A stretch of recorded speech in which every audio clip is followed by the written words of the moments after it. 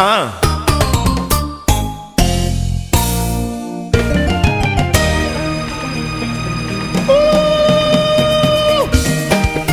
Kinshasa yango yote Jise Tumba Freddy Mokolo Ngana yokaki na ntango kini etonda sentima Tango na komi na kinyango ngai na miyokeli mawa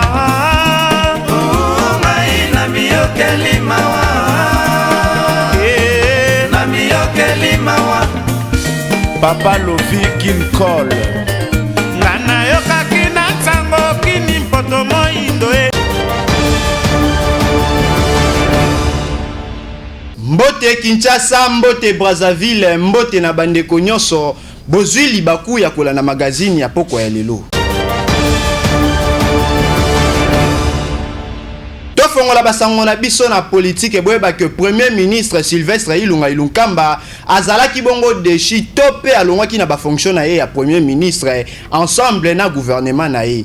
Ba détail na élément oyo ya espoir qui n'envidi. 367 députés nationaux bavotaki pour na oetali départ ya gouvernement Ilunkamba. Nyonso esalamaki na plénière o ezalaki na ordre du jour kaka moko examen ya motion ya censure ya chef ya gouvernement congolais professeur Sylvestre Ilunga Ilunkamba. Pe gouvernement na ye o esalamaki na salle ya congrès ya palais du peuple mokolo ya mercredi 27 janvier 2021. Après lecture ya motion yango o etangamaki epai ya honorable Chéribin Okende, président ya bureau d'âge Mboso Kodia, asengaki na ba élu du peuple koleka na débat. Kasi bango baboyaki pe apesaki ndingisa koleka mbala moko na ba vote o esengelaki ko voter soit pour soit contre motion yango. Tour à tour ba députés nationaux balekaki na ba isoloir pona ko voter na o etali motion et censure contre Premier ministre congolais. Après ba vote, ekomaki nde moment ya dépouillement pe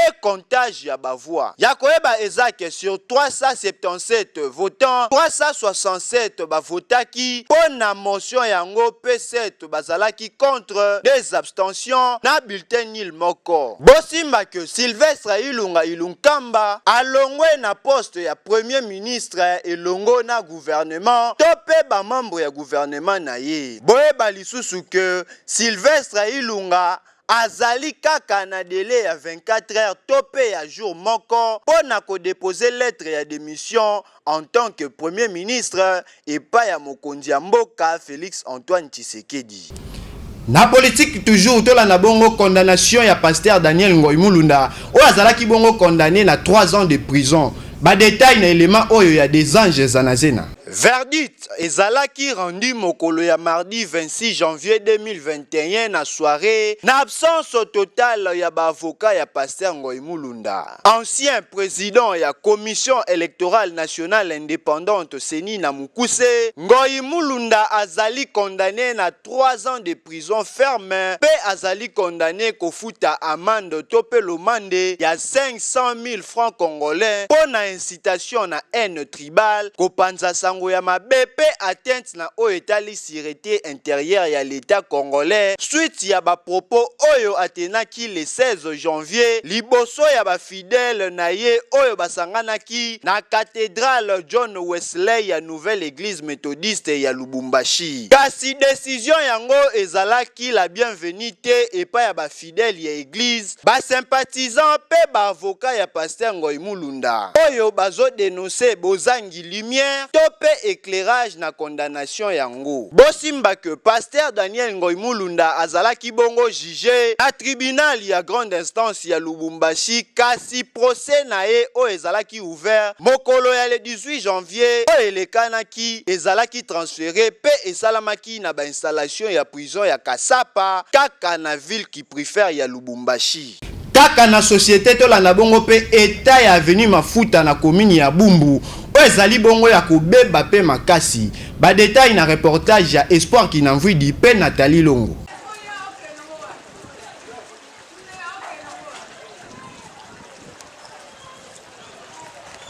Population ya Bumbu, plus précisément na Veni Mafuta, oyo ezalaka veni ya maison communale ya Bumbu. Bazali ko vivre na danger permanent. Modèle caniveau ezali bouché, mai etelemi lokola lac Kivu. Topé lac mai ndombe. Soki obeti tour côté oyo, okomona lolenge babidon plastique etondi awa lokola usine ya fabrication ya plastique. Habitant ya Veni Mafuta na commune ya Bumbu, babeleli bakonzi na micro ya magazine Tukini boye.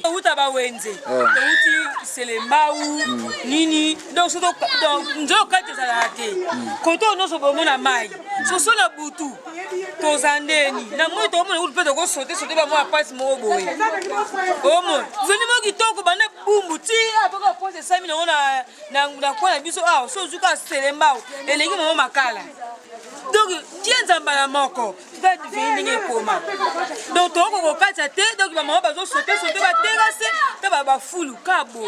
Tokosenga kaka na bourgmestre ya Bumbu ko-organiser basalongo na coin oyo po modèle bamvula ezobeta mikolo oyo population bazali ko vivre na keba po biloko na bango kutu ezali na kaka libanda. Pe tokosenga lisusu na gouverneur ya ville province ya Kinshasa Papa Gentini Ngobila Mbaka sala mwa eloko po kote oyo bayebi na bango service ya assainissement te tope ya kirage salisa ata salongo moko na cadre toujours ya Kinshasa bopeto po lolenge babitin ya coin oyo bazali ko vivre milelo nde kozala na modèle kaka ya bamvula oyo toyebi te soki pesa anniversaire ya Noé na banzi boyo na éducation boyeba ke université chrétienne de l'excellence de Kinshasa efongoli bongo ba porte pona koyamba bongo ba étudiant na cadre ya année académique 2020-2021 ba détail na élément oyo ya espoir qui n'en vit. Première université chrétienne de l'excellence de Kinshasa, ISEC en sigle, Bayana Système International LMD et la Kissinini,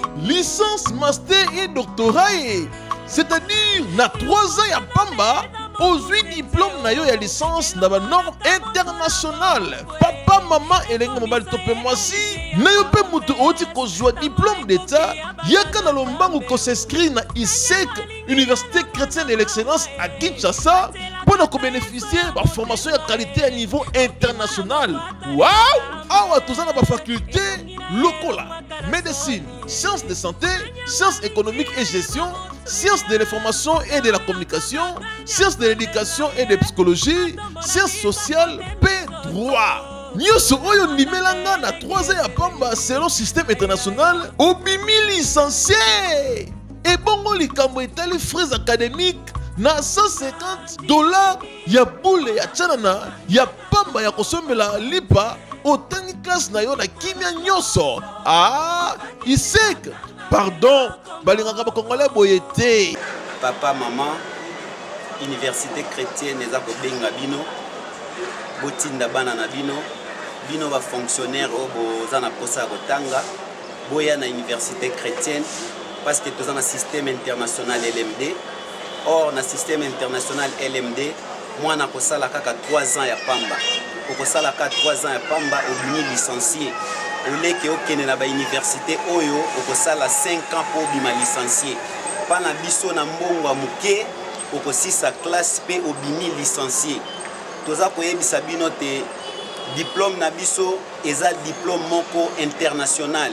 Partout au Kende na monde bakoyamba yo pe okosala musala na yo parce que diplôme na biso eza ko porter mention ya LMD pa na biso pe tozana ba faculté belé ndenge boyoki batangi wana nyonso wana eza kaka na ku ya muke na ku moko ya muke mwana bimi licencié papa mama ko hésiter te yo ndeko o tiko 6 classe ata yo muto 6 classe kala obanda classe obanda G1 GD aussi saté yaka pa na biso to ko pesa o possibilité ya koyeba ko continuer classe na yo sans problème tozo benga bino boya mikolo tikali muke na mois de décembre to bandi mbala moko classe boya bandal Chibangu avenue Sumbi numéro 109 bis na kati ya complexe scolaire Les Bambés. Et je peux vous assurer que l'université respecte ces systèmes. Nous avons un système de stage, nous poursuivons de stages académiques 2 fois par année. Notre université couvre beaucoup de facultés que je peux citer, le bâtiment dont je suis étudiante. Nous avons l'économie, le droit et plusieurs autres facultés. Alors je vous invite de venir nombreux pour faire l'inscription et vous renseigner, vous ne serez pas déçus. Merci. Hey! jamais vu. Boko tunanga adresse, ezalika moko. Adresse ezomina avenue Sumbi numéro 59 quartier Makelele na commune ya Bandalungwa kaka pembeni ya po Makelele topé au beng na ba numéro oyo 081 60 51 512 089 51 98 034 pe lisusu na 082 488 54 03.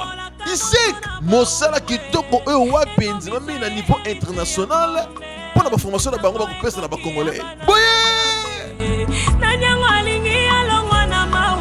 Faire savoir ya mukolo ya lelo des anges zanazena à l'expérimenter au kaboli nini na balandi ya magazine Tukin. Bible topé beaucoup ya sainte écriture eza ensemble ya ba texte ya écriture sacrée et pas ya ba juif topé lisusu ba chrétien. Bible nde esangisa ba différentes collections ya ba écriture lokola récit ya ba origine, texte législatif, a récit historique, ba texte sapientio poétique, pe ba texte prophétique oyo esalama topé ekomama entre 8e siècle avant Jésus-Christ pe 2e siècle pona Ancien Testament topé 70 na grec pe entre 1er et 2e siècle on a Nouveau Testament oyo ekomama pe kaka na grec. Nakoyeba eza que Bible hébraïque na hébreu tena ezala formé à partir ya ba titre ya ba 3 parties constitutives na elokola Torah, c'est-à-dire la loi, ba Nevim oyo ezande ba prophète pe lisusu ba Ketuvim oyo ezalande ba écriture misusu à l'époque. Bible chrétienne eza na ba canon to pe ba dérivé ebele selon ba époque pe ba confession oyo est constitué des parties ya Bible Ancien Testament na Nouveau Testament oyo ezali utilisé na la plupart ya ba église chrétienne topé yangonde et regroupa ba écrit oyo eza relatif na Jésus-Christ le Messie na ba disciple na ye lokola ba évangile canonique ba actes des apôtres ba épîtres pe lisusu na ba apocalypse na bandi bokangi pe boyoki tokomi na rubrique na bino bolingaka mingi astuce ya moko ya lelo des anges zanazena obongisi nini pona Corneille City pe balandi nyonso ya magazine Tukin basepela. Papaye, tepe paipai na lingala, ezalaka classé parmi les fruits charnis à pimpin, pe ezalaka bien pour na kolia, pe lisusu et contribuaka na santé grâce ya ba vitamine yango A, B5, B6, P, vitamine C. Consommation régulière ya paipai esungaka makasi na santé humaine. Grâce ya fibre na papaine, paipai e favorisaka digestion pe elitaka contre ba trouble ya transit, pe équilibraka flore intestinale. Paipai et amélioraka vision pe et protégeaka misu na ba infection ebele. Kasi graine ya paipai esungaka na maigrissement pe diminution ya graisse na nzoto. Paipai e diminuaka risque ya cancer pe prostate grâce ya richesse na yango na lycopène surtout soki ozali kolia mingi oyo etela makasi. Paipai esungaka lisusu na longévité pe egardaka nzoto en bonne santé grâce ya acide aminé pe antioxydant oyo ezalaka na yango. Tokosenga na bino kaka koliaka mingi paipai po etonda ba vertu oyo esungaka na santé. Bonne dégustation à tous. Maman prophétesse Madeleine Koubarika ya église avec Jésus tout change nde invité à journal ya moko ya lelo. Bon ya mosali na Nzambe, bon na mosali na Nzambe tozala taba Mardoché. Kwete Mardoché petanga monaki sanga pa asukaki bongo te a sensibilisaki nanu na ndenge ya prière parce que moto na moto aza na eloko ya asalaka. Politicien aosalaka oyo ya ye politique, l'historien akosalaka oyo ya ye oyekola na histoire. Biso toza basali na Nzambe lokola basali na Nzambe fo totikala kaka na oyo Nzambe aloba ndenge nini Nzambe alobi na biso que par exemple que faut tobondelaka mpona bakonzi ya biso parce que bonheur na biso ezodépendre mpe nango oyebi ke so biso basali na Nzambe tokomokota na naza ya FCC naza ya cash naza ya lamuka so tokoti bongo biso nde tokofavorize mpenza destruction makasi ya mboka na biso mpo biso toza bapoliticien te totika bato ya politike bazala na baparti politike bamema bato na bango na baparti politique ndenge bazomema e biso lokola basali na Nzambe totikala na vie ya prière e soki Nzambe asali grâce ozala pembeni il y a président moko ya parti politique tam suyoza na pembeni ya président Fachite mais cause la pembeni ya président moko ya parti politique c'est maintenant qu'il faut ça na bien parce que ceux qui tozo pesa bango ba conseil ou sécurité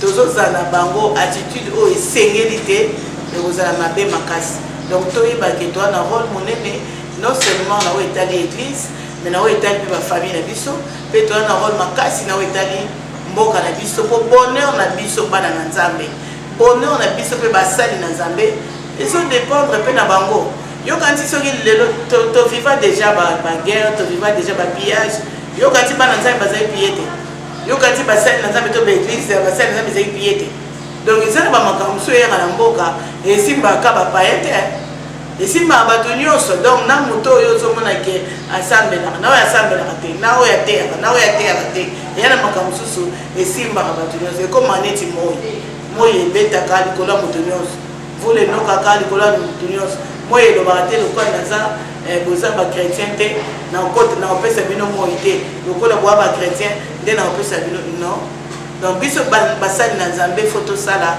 très attention na oyo nyonso zebi na monoko na biso tango tozokutana na bato bazana milio wana ya na religion tola na bongo message ya apôtre Bidjo disciple ya Kaku Philippe. Bonjour à tous, je suis Serge Bidjo, disciple et apôtre du prophète Kaku Philippe.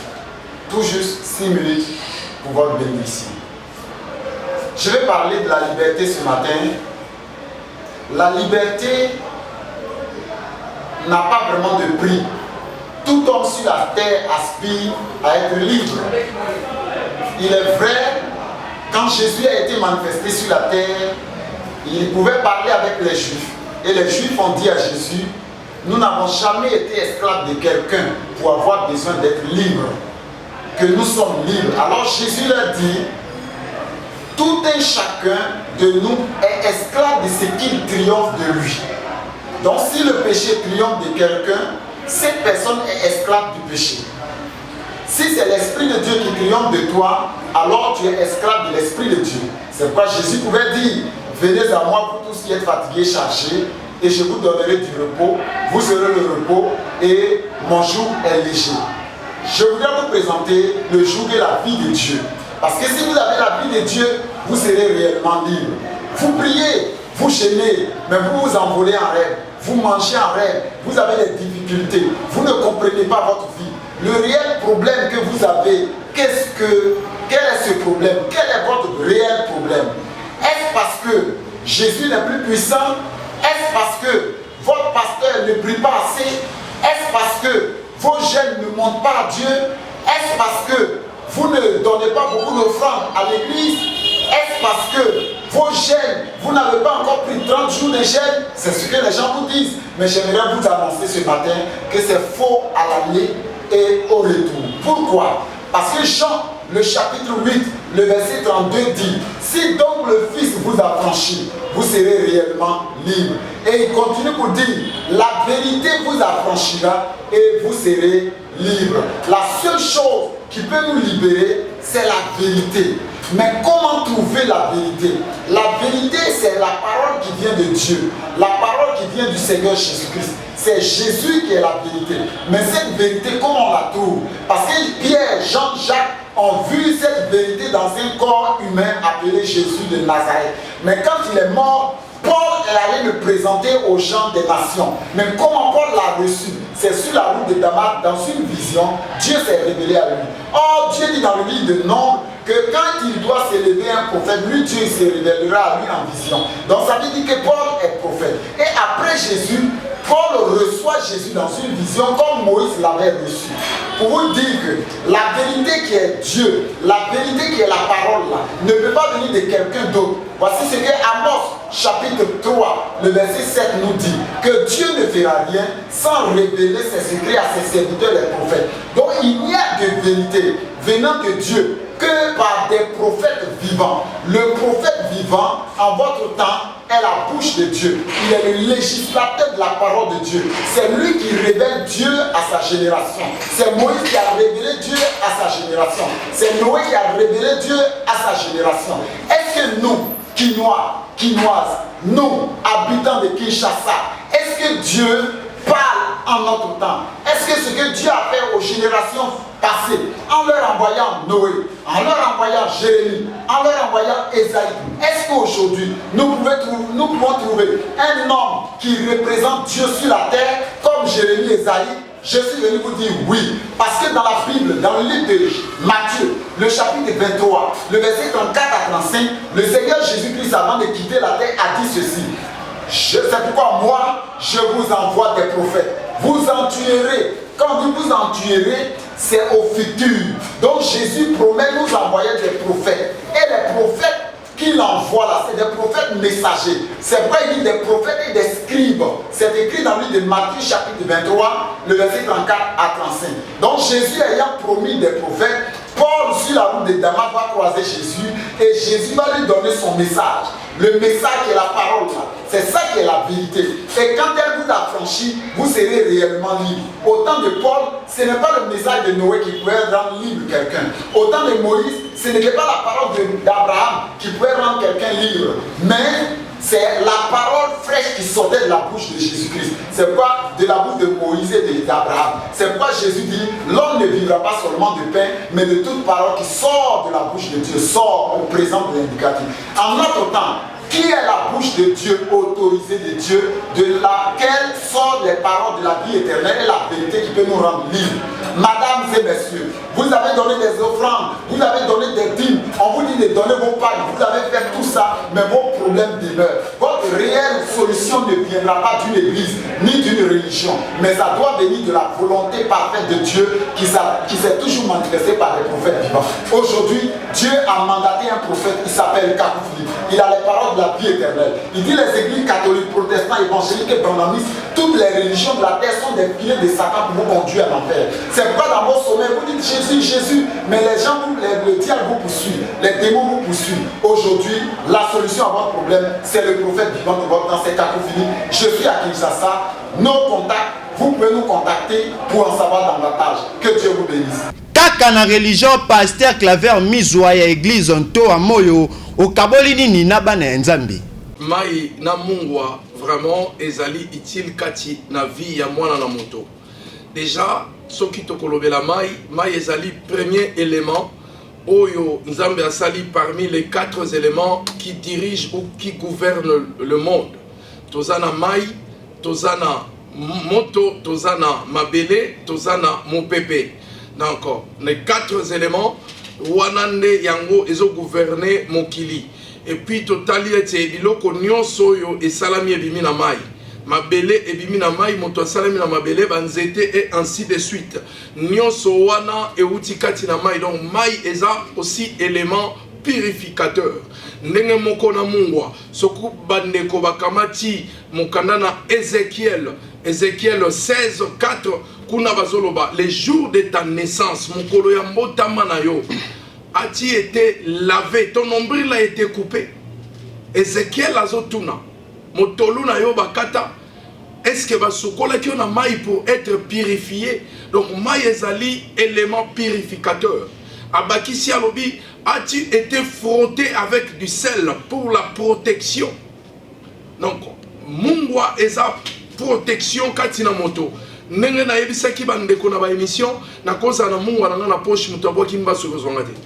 Na koza na mungwa na poche sel o eza béni, il faut eza la béni na bato oyo bapesami lontomo. Ndenge tomoni mosakoli a bénir mai. Ndenge moko totolo bato par un prophète que Israël a été sauvé. Donc le monde ne peut être sauvé que par le prophète, parce que Dieu parle à ses serviteurs, le prophète. Yango lelo tozomona ba mbiku di bakomi ebele na ba église nyoso soki mbiku di azate, donc ce n'est plus une église. Donc mungwa mai ezaba élément moko ezali capital.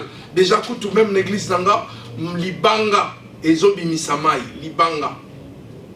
Topesi yango epai na bato moto yo azaki na nyokankau abiki. Nous avons des témoignages. Mai eza élément moko très capital.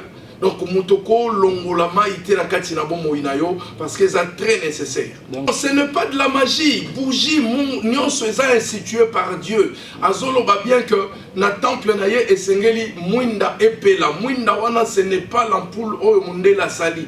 Donc il faut qu'il y ait des bougies.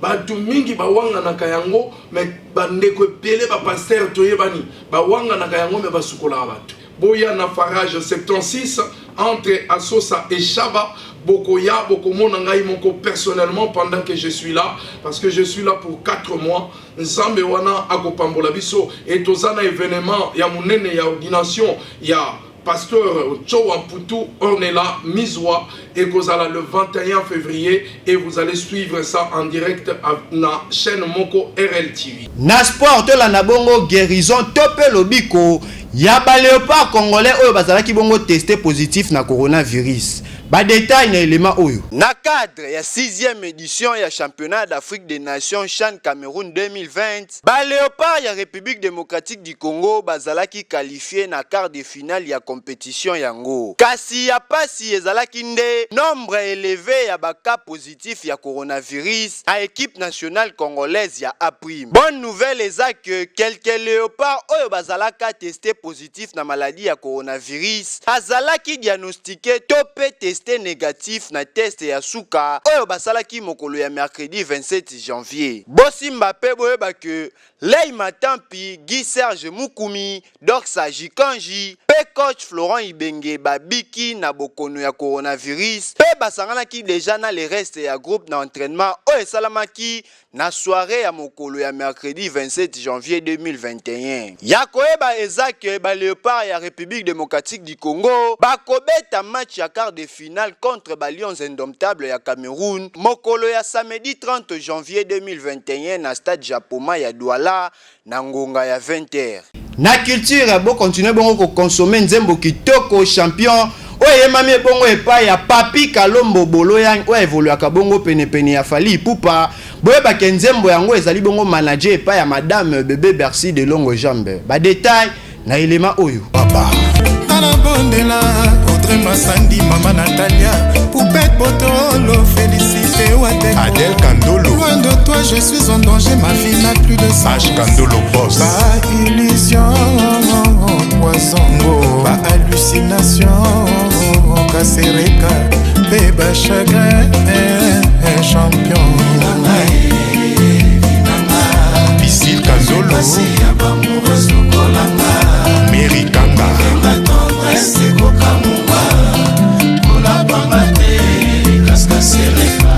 Eric Fouri, poto ya mowe, atabache ya zongwenya. Jamais kolongola mawa na baoyo ya ye. Emani. Apparence yonga na zo. Chanteur succès. Les réalités na zo.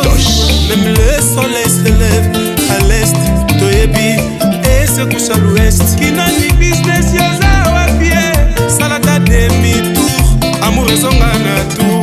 Kalata ba parcours, Manuel Pereira longola imu. Boss Life Imani, Micho Tambouelion. Yo motola kisanga bilengi anye musuloko. Nazalaki na ngai ya sika na kati ya carton. Modèle utilisé ngai ya Jean-Lionel Galliano. Président Dieudonné Kishiko, Nadine Kilanda Mboko. La Moulopassi, Chiripole Mbala, Fabrice Simba, Rafa Jamir, Motosoir, Popepina Ye, Bota Lokalo, Laite Bouya, Hervé Lumeka, Mamingoy, Junior Akosi, HP. Prince Yaweli, Mister Versace, Gabi Isanafu, Latini Massamba, Bob Zola. Dyson, Feli Tyson, encore et toujours, débat forme. Gepsi Loumé Molins, coiffure. Mais tonton, les ala paramétrés, vous allez toujours correct.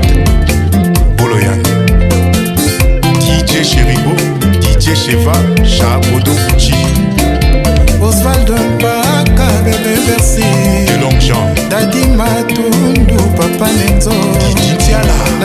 na culture esi ekomi déjà disponible na ba plateforme nyonso ya téléchargement nzembo kitoko makambo oyema mibongo epa ya F jeu du peuple tolanda na ba détail ya Nathalie Longo.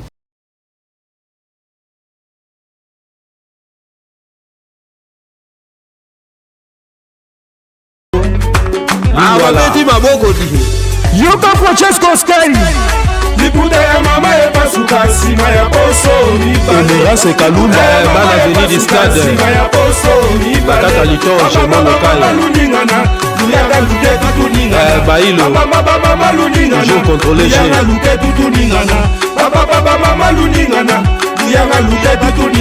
bana bandala Bendele koyate Sidoni Kongolo Oniwe nani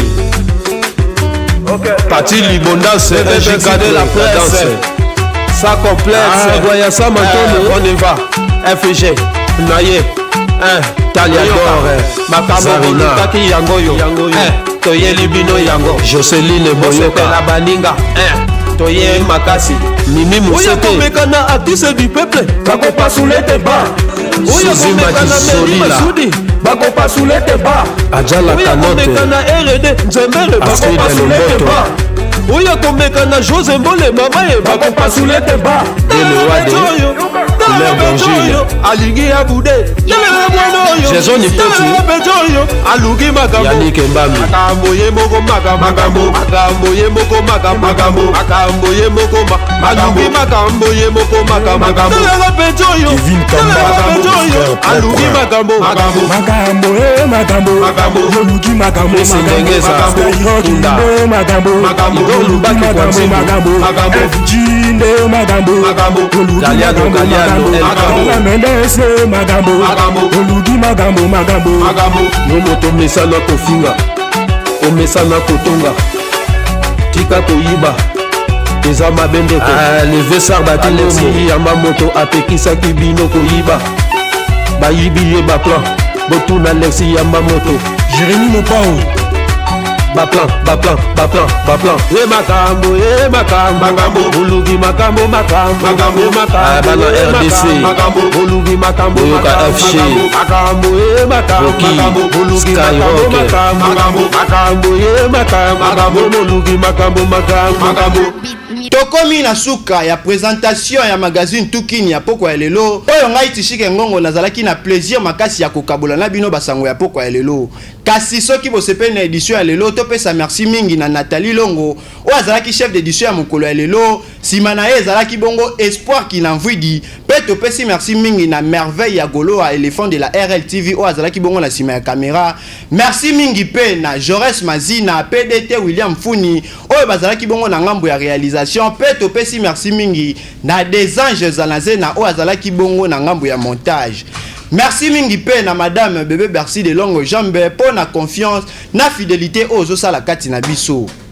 Yo mutolingo sala promotion ya entreprise topé organisme na yo contacter magazine Tukini na ba numéro o eza affiché na baba ya écran na bino. Édition ya lelo ezali dédié bongo epa ya Serge Matondo de la Tchangu pe Jove Molanga Archipape. Kaka ndenge tolobaka le bruit ne fait pas du bien, le bien ne fait pas du bruit. Magazine Tukini Tokoloba Thibaut Koyoka.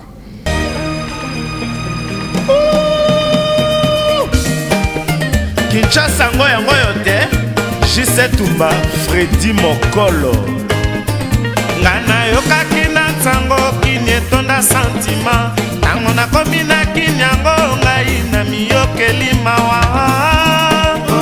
Ngai na miyokeli mawa Na miyokeli mawa Papa Lovi King Cole Ngana yoka kina tango kini mpoto moindo Tango na yoka kina radio embangu na sombitike o Tango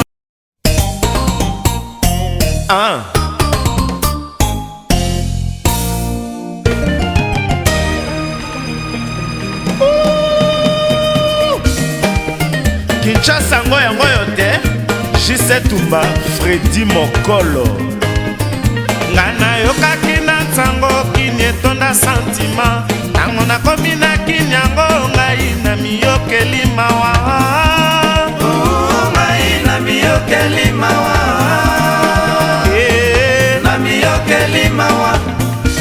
papa lovi kinkol nga nayokaki na ntango kini mpoto moyindo e ntango nayokaki na